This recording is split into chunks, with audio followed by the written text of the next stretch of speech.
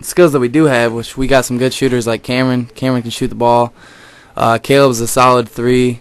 Edwards, when he's in the game, he's in the game. He's a pretty good player, but I think if we get everything going and get this press working, we're going to be a pretty good team. Yep. Patrick, where do you see yourself fitting in as far as your role this year on the team? Yeah, I'm a leader this year. Stepped up. You know, Cam and I switch off and on point guard, shooting guard. I got to kind of get the offense to go, whatever the coach calls it, or maybe sometimes he won't. I got to keep the team organized. Also on presses, that's kind of got messed up, like Coach said earlier. And I got to be the one to kind of call out, get the traps going. So does Coach call in, you know, if you're running up on a half-court set, does he call in a play every time, or is it a situation where sometimes, you know, the point guard calls it? How does that work? Yeah, I guess it's off and on. I mean, we'll have a fast break, and that's kind of, he'll be hollering up the court. Sometimes he'll kind of just he'll shoot us a look and call it. Mm-hmm. And then you go ahead and run your set Yep. right out of that. My take on it, though, is with the pressing style that he likes to run, he'd really like to get layups out of a fast break, right? Yeah, definitely. And if in that case, there's no set call or anything like that, is there? No. Just get to the rim and yeah. make a good pass and lay it in, but you've practiced that 1,000 times, so you know how to get up the court and do a fast break. Patrick Martin and Dan Veer with us from this Hornet basketball team. I've never been to one of your practices. I imagine that they're about the worst thing imaginable. With the way that you guys try to play, you've got to be in incredible conditioning. Am I right? Am I close on that? Are these practices just about unbearable? I mean, what's it like? Well, he tests us mentally on a daily basis, so like it's never usually do a hard drill and then get a break. It's usually do a hard drill and then do something like for instance today we had to make 90 layups in 3 minutes, which sounds pretty easy, but when you're running up and down the court and you're wheezing, it's not exactly easy. And then right after that we had to shoot free throws, and it's a lot harder to make free throws when you're fatigued. And then other days we've had to after a 2-hour practice do half a ladder, and that's 1 down and back, then you got 2, then 3, then 4, then 5, then 6, and then guys didn't make that and he made them go back down. What do you mean they didn't make it? There was a time or something? Yeah, there's times. Jeez, he times it and too? And if you don't make it, you got to go back down the ladder. Jeez, oh Pete. They weren't happy. You know what? I see Coach Felix working for some players, you know, maybe better than others. I mean, I watch him on the sideline and the way that he challenges you guys, and you said that a minute ago. Some kids are going to respond to that better than others. Is that safe to say? Yeah, definitely. I mean, you got to accept your role, and he talks about that all the time. He tells you what he wants you to be, what he expects you to do out on the floor, or maybe during practice. It depends what kind of player you are. And if you can respond and do that, you'll go right along with him. Yeah, and another, like, some kids respond differently to different coaching. Like, some kids are take me to the side and, like, tell me gently how something's supposed to be done, and then I'll do it. And then there's others who just need a kick in the behind sometimes and scream at them while they're going up in the court. Can Coach be that guy to bring you over and softly? No, that's Coach Gordon. Yeah, that's Coach Gordon. All right, yeah, that's your assistant. We figured out which coach is which. So whenever we need like a little timeout, like pull me out of the game, tell me what I'm doing wrong, Felix will pull us out, and then Gordon will step us to the side, feed us some gum, and tell us what we did wrong. Good cop, bad cop kind of thing. Yeah. I like that. We're talking to Patrick Martin and Dan Veer along with Coach Felix here from the Hillsdale Hornets. In all the years that I coached football and all the great coaches I've been around, I'll tell you this much, guys. The best coaches that I've ever seen have to have an edge. There has to be, I don't want to say the word fear, but a real respect for the head guy and an understanding that I'm going to be held accountable as a player for how I perform. And if I don't perform the way that I'm capable of, there will be consequences, or I am going to be held to account.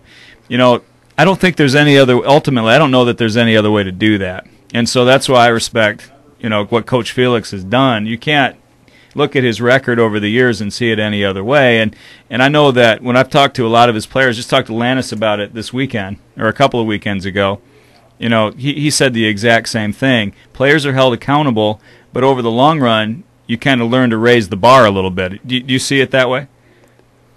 Well, I mean, you're not going to say that you don't with a coach right here. Yeah. Right? Well,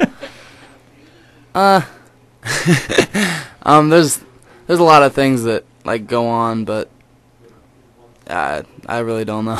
Yeah. From personal experience, I mean, last year I kind of backed down to that, and like he said earlier, I had limited minutes, and then after that I kind of said, I'm sick of that. I want to go back to playing the way I did. I had a good sophomore season on JV.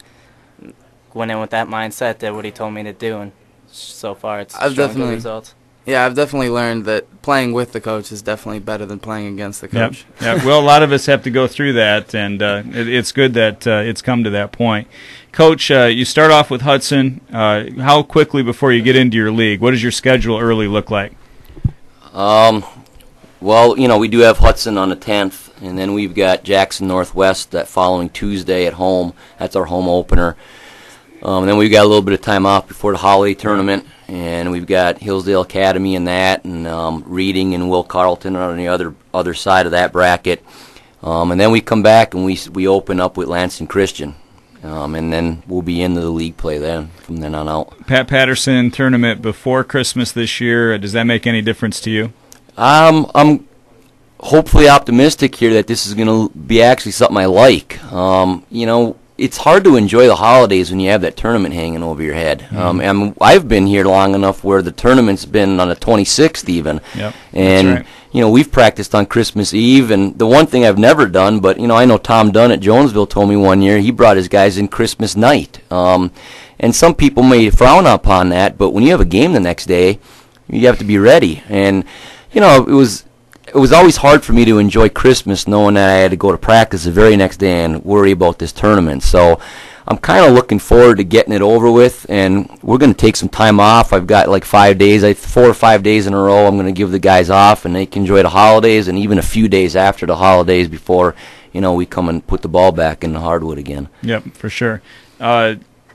We've talked a lot about Brandon, you and I personally. He's a kid that I've gotten to know a little bit from our church experiences, and I know that his dad, Steve, and they're excited about him as a freshman and kind of all about him being on this varsity squad. What's your approach with that young guy this year? I mean, do you anticipate him playing a lot this year, or is he going to be more in a learning mode? What will you do with him as far as his role on the team? You talked a lot about roles tonight. Right. Yeah, we give everybody a role on the team. I think it's important that you understand what your job is. And Brandon, to his credit, I think has had his nose in his playbook from day one. He's picking things up much quicker than most freshmen. I mean, I haven't had that much experience with freshmen up, but yeah, you really need to be ready to come up as a freshman. But generally, my system and our style, our playbook is thick. Your first year experiencing varsity basketball is difficult for about half of a season because kids never can remember what they're supposed to do. Brandon is picking things up at such a fast pace that I think he's going to play a lot early. I mean, he's borderline, quite frankly, starter for us. He kind of shined even in the scrimmage. He's not right now. You kind of don't notice him out there too much, and for a freshman, that's a great thing. That's a big compliment. We don't really notice him out there like, wow, he's scoring a ton of points, but we don't notice him like, geez, oh Pete, he doesn't have a clue what he's doing, and that's a great thing for a freshman. So I really think he needs to come in right away, and we're gonna need him to score. He can score. Now, does your boy, is he able to come to practice and help out a little bit with you during the year? We get him in there once in a while. Yeah, he was in there today for a while. He goes off to the side and shoots, but if we have these little, my son calls them scooters, but, they're supposed to be doing push-ups on these things for your abs, and he gets those scooters on the sidelines, and he's up and down the court rolling around and having a good time. But I just want him in the environment, to be honest. I think if he's around, the ball's bouncing around, it's a great experience for him. Yeah, well, it's a lot of fun following Hornet basketball. There's always a lot of energy around your program. Obviously, the seasons speak for themselves. It's an exciting brand of basketball that you bring to our community, and I appreciate late notice, man. I called Coach last night and said, can you come in, and here he is, and I really appreciate it, and I wish you all the best. Well, thanks. We're honored to be here, and we're glad you invited us. Dan Veer, Patrick Martin, and head coach Brad Felix, best of luck this year, guys. All right, thanks. Thank you.